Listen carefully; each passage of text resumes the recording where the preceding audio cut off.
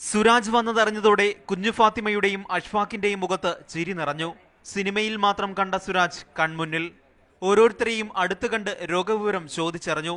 ഇടയ്ക്ക് ചിലരെ കെട്ടിപ്പുണർന്നു. കുരുന്നുകൾക്ക് ചുംബനവും നൽകി. വേദന അനുഭവിക്കുന്ന ഒരുപാട് രോഗികളെ ഞാൻ കണ്ടു. അവരുടെയൊക്കെ അടുത്ത് വന്ന് കുറച്ചേരം സംസാരിക്കുമ്പോൾ ഒരു നിമിഷമെങ്കിലും അവർക്ക് അവരുടെ ഒരു സന്തോഷം പങ്കിടാൻ സാധിച്ചു കഴിഞ്ഞാൽ അതാണ് ജീവിതത്തിൽ ഏറ്റവും വലുത് എന്ന് ഞാൻ വിശ്വസിക്കുന്നു. മറ്റു ചിലരാകട്ടെ ഫോട്ടോ പകർത്താൻ മൊബൈലുമായി പിന്നാലെ കൂടി. ഉംറയ്ക്കായി മക്കയിലുള്ള CH സെന്ററിന്റെ ചെയർമാനും MP-യുമായ ET മുഹമ്മദ് ബഷീറിന്റെ ഫോൺ കോൾ ഇടയ്ക്ക് സുരാജിനെ തേടിയെത്തി.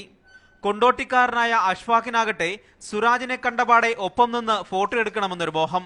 എനിക്ക് വളരെ സന്തോഷമുണ്ട്. പിന്നെ ഫോട്ടോ എടുത്തത് വീട്ടിലൊക്കെ ഇനി കാണിക്കണം. അപ്പോൾ അവർ വളരെ സന്തോഷിക്കും. CH സെന്ററിൽ മമ്മൂട്ടിയെ കൊണ്ടുവരണമെന്നുള്ള സംഘാടകരുടെ ആഗ്രഹവും ഇടയ്ക്ക് സുരാജിനോട് പങ്കുവച്ചു. ഈ രോഗികളെ കുറിച്ച് പ്രവർത്തനങ്ങളെ കുറിച്ച് ഉറപ്പായിട്ടും മമ്മൂക്കായിട്ട് സംസാരിക്കും. എന്നിട്ട് അദ്ദേഹത്തിനെ കൊണ്ടുവരാൻ ശ്രമിക്കും.